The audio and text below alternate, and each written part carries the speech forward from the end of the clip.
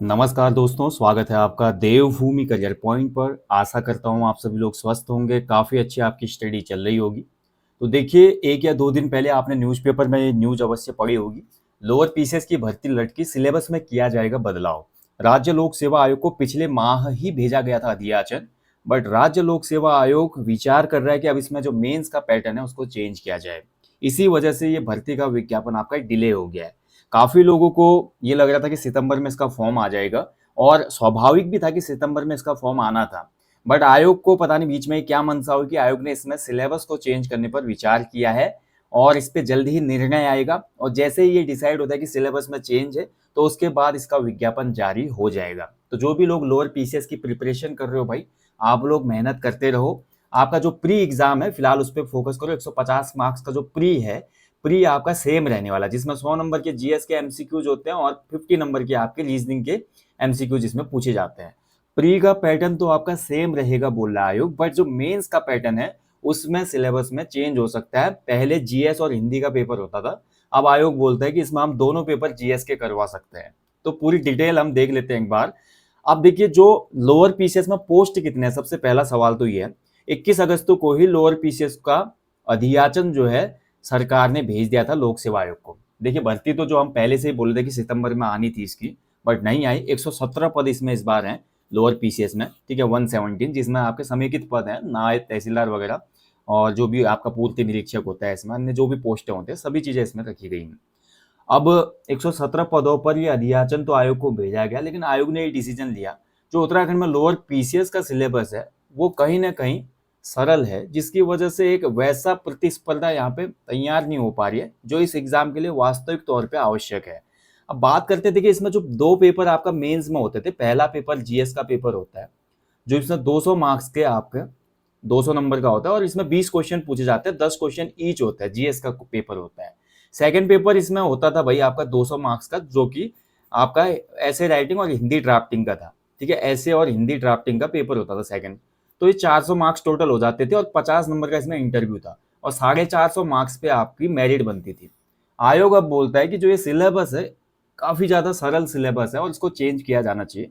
और हालांकि देखें कि उत्तराखंड राज्य सरकार की सेवाओं में ग्रुप सी के अंतर्गत लोअर पीसीएस सबसे बड़ी जॉब है, जो कि ग्रुप सी की जॉब देती है। और उस ग्रुप सी में अभी आप देख रहे हैं एक आपका पेपर होना है आरओ एआरओ का। अगर आरओ एआरओ से भी इसका कंपैरिजन हम करते हैं भैया, तो आरओ एआरओ में भी देखिए आपका मेंस में 3 पेपर होते हैं। पहला जीएस का है, दूसरा आपका हिंदी ड्राफ्टिंग का है, तीसरा ऐसे राइटिंग का अलग अलग पेपर है। 3 पेपर है मेंस में। इसके अलावा आरओ एआरओ में आपकी टाइपिंग टेस्ट भी होती है ना। तो यानी कि भर्ती के चरण, हालांकि जो ग्रेड पे है समान है, आरओ एआरओ का जो ग्रेड पे है वही आपका लोअर पीसीएस के बहुत से पदों का समान है। बट लोअर पीसीएस की आप ध्यान दें दोस्तों, मैं आपको बताना चाहूंगा, अगर हम अपने निकटवर्ती स्टेट देखते हैं जैसे कि उत्तर प्रदेश, या मैं अगर बात करूं हरियाणा की, तो आप देख लो भाई, यूपी पीसीएस है या आपका हरियाणा पीसीएस है, ठीक है। आप यहाँ देखेंगे, यहाँ जो अपर पीसीएस होता है ना, अपर पीसीएस पास करने वाले को ही ये पोस्टें मिलती हैं, नायब तहसीलदार या अन्य पोस्ट। अपर पीसीएस के अंतर्गत ये पोस्टें रखी गई हैं हमारे पड़ोसी स्टेट में। केवल उत्तराखंड में ऐसा होता है कि 2 पेपर देने पे ही आप नायब तहसीलदार बन जाते हैं और भविष्य में कम एज में बन गए तो आपका प्रमोशन एसडीएम डीएम तक जा सकते हो आप लोग, ठीक है। तो अब आयोग इसमें क्या बोल रहा है इसको समझिए। लोअर पीसीएस पे गौर करें तो इसमें 400 अंकों की मुख्य परीक्षा थी, 200 का जीएस का पेपर था, 200 का आपका निबंध लेखन और आलेखन का था, 50 नंबर का इंटरव्यू था। अब आयोग ये बोल रहा है कि मुख्य परीक्षा में दोनों पेपर सामान्य अध्ययन के हो सकते हैं। हालांकि अभी सिलेबस पर अंतिम निर्णय नहीं हुआ है, वहीं इंटरव्यू खत्म नहीं किया जाएगा। उत्तराखंड ग्रुप सी नियमावली में स्पष्ट है कि जो समूह ग के पद हैं ग्रुप सी के पोस्ट, उसमें इंटरव्यू नहीं लिया जाएगा। बट मुझे लगता है दोस्तों, जिस प्रकार की एक रिस्पॉन्सिबल जॉब है लोअर पीसीएस की, और बहुत ज्यादा दारोमदार रहता है नायब तहसीलदारों पे या इसमें जो भी पद आता है उन पे, तो उस हिसाब से एक पर्सनैलिटी टेस्ट इसमें होना आवश्यक है। मैं बिल्कुल इसके खिलाफ नहीं हूँ कि इसमें इंटरव्यू जायज नहीं है, इंटरव्यू इसमें होना चाहिए। क्योंकि एक अधिकारी जो है भाई, सिविल सर्वेंट जो होता है ना, आप पे बहुत जिम्मेदारियां होती हैं, आप लोगों की उम्मीदें होती हैं। पर्सनैलिटी टेस्ट भी आपका होना चाहिए। किताबी नॉलेज से अगर आप अधिकारी बने तो सामाजिक दायित्व तो निर्वहन करने में कहीं ना कहीं दिक्कतें आती हैं। तो ये इंटरव्यू वाला जो फॉर्मेट है सही है इसमें, ठीक है। तो ये है भैया। अब देखिए, जीएस रावत जो है सचिव, वो क्या बोल रहे हैं। लोअर पीसीएस का अध्याचन तो आ चुका है, लेकिन सिलेबस में कुछ संशोधन किया जा रहा है, जिसके लिए हमने शासन को पत्र भेजा है। यानी कि इन्होंने अपना सिलेबस डिजाइन कर लिया है और उस सिलेबस को इन्होंने अप्रूवल के लिए गवर्नमेंट ऑफ उत्तराखंड के पास भेजा है। जैसे ही अगर वहां से अप्रूवल आता है तो इसका नोटिफिकेशन आ जाएगा। यानी कि मुझे लगता है दोस्तों गवर्नमेंट को इससे कोई मतलब नहीं है सिलेबस क्या है कैसा है, और गवर्नमेंट जीएस के 2 पेपरों को यहाँ पे दे देगी अप्रूवल।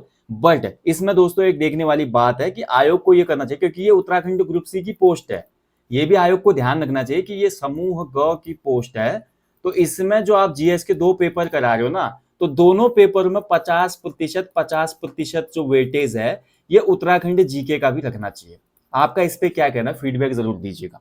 मैं ये बोला कि आप 2 जीएस के पेपर करवाओ, लेकिन उन दोनों जीएस पेपरों में 50-50 नंबर का उत्तराखंड स्पेशल पोर्शन भी होना चाहिए। समस्त उत्तराखंड का GK, history, polity, geography, economics, art and culture, current affairs, जो भी उत्तराखंड के मुद्दे हैं उन पे आपका पेपर सेट होना चाहिए।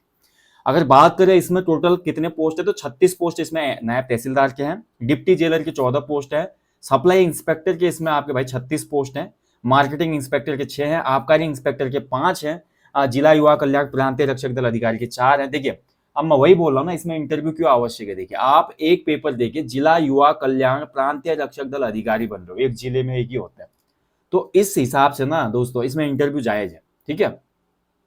तो ये भैया, लेकिन आयोग को जल्दी से जल्दी वैकेंसी निकालनी चाहिए। और यकीन मानिए दोस्तों, अगर जो शासन है इस पे ना पुष्टि करता है तो इसका जो नोटिफिकेशन है अक्टूबर माह में आ जाएगा, ठीक है। आप लोग प्रिपरेशन करते रहो, अक्टूबर माह में इसका नोटिफिकेशन आ जाएगा। और हो सकता है कि जो 2 जीएस के पेपर है इसके साथ साथ एक पेपर और ये एक्स्ट्रा रखेंगी, जो कि सामान्य हिंदी और ड्राफ्टिंग का होगा, ऐसे वाला, ठीक है। ऐसे और हिंदी ड्राफ्टिंग, मुझे लगता है कि अब इसमें 3 पेपर करेंगे, 2 जीएस के, एक हिंदी के। ये मेरा अनुमानित है, अब आने वाले समय में पता चलेगा क्या होता है।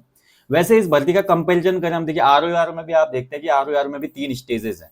आपका पहले प्री है, फिर मेंस है, फिर टाइपिंग। और मेंस में भी आरओआर में 3 पेपर है, पहला जीएस का है, सेकंड पेपर आपका हिंदी आलेखन वाला है, और थर्ड पेपर आपका ऐसे राइटिंग का है। तो 3 पेपर आपके जब आरओआर में सेम ग्रेड पे की जॉब है, तो आपका लोअर पीसीएस, जिसके नाम में भाई पीसीएस है, आगामी जो प्रमोशन आपका होता है तो अपर लेवल पे आप जाएंगे, पीसीएस ऑफिसर में प्रमोट होंगे। तो एक अच्छी तरीके से प्रक्रिया से इसका यहाँ पे सिलेक्शन होना आवश्यक है। आपका इसके बारे में क्या बोलना है बताइएगा। यहाँ पर मेरा वीडियो का मोटो था कि लोअर पीसेस आपका अक्टूबर माह में एक्सपेक्टेड है, ठीक है। बाकी यार एक देखिए डीएलएड याचिकाकर्ताओं का आवेदन वाला भी काफी हाईलाइट है मुद्दा। इसमें देखिए डीएलएड वालों के साथ क्या हो रहा है कि डीएलएड में एज रखी गई है 30 वर्ष अधिकतम, और इस एज की काउंटिंग हो रही है 1 जुलाई 2025। आयोग के लोग बिल्कुल ही, मैं बोलूंगा कि पता नहीं क्या सोच के नोटिफिकेशन जारी करते हैं। अरे भैया, जब तुम्हारा फॉर्म 2024 के वर्ष में आ रहा है तो 2025 का एज क्राइटेरिया क्यों मांग रहे हो आप, पहली बात। और दूसरी बात, जब आपके अपर जो पोस्ट है, लाइक सहायक अध्यापक एलटी है, या आपका लेक्चरर की जो पोस्ट आती है, इसमें जब आपकी हाईएस्ट जो हायर एज लिमिट है वो 42 साल है, तो आप इसमें 30 साल क्यों कर रहे हो। आप करने दो ना, आप लगभग 40 साल तक की उम्र के किसी भी व्यक्ति को इसमें डीएलएड करने दो, और काउंसिलिंग के लिए उसके पास 42 साल तक का समय है। तो इसमें 30 साल की एज लिमिट रखने का कोई भी मतलब नहीं बनता है, ये बिल्कुल निराधार लगता है मुझे। मैं देखता हूँ एनसीटी का जो अधिनियम है ना 2014, उसमें ये बोला गया कि कोई भी ऊपरी आयु सीमा नहीं है, कोई भी ऊपरी आयु सीमा नहीं होती है, और एंट्रेंस एग्जाम में कोई भी नकारात्मक जो है मार्किंग नहीं होती है, नेगेटिव मार्किंग।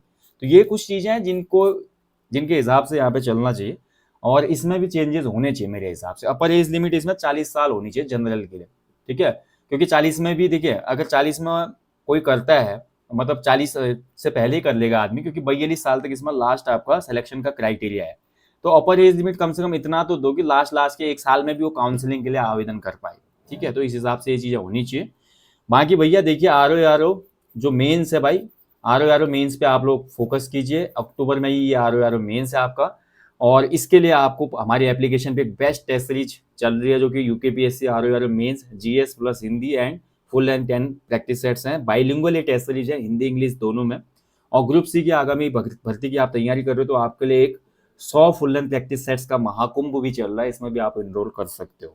बाकी आपके कोई भी डाउट हो, कोई भी क्वेरी हो, और अन्य कोई भी आपका फीडबैक हो, जो मैंने यहाँ पे बात बोली आपको, आपका इसमें क्या बोलना है, ठीक है, आप मुझे बताइए। क्या लोअर पीसेस में आपके 2 पेपर होने चाहिए जीएस के, और ये 2 पेपर होने चाहिए। तो जो मैं यहाँ पर एक बात रख रहा हूँ कि इन दोनों जीएस के पेपर में 50% उत्तराखंड जीके होनी चाहिए।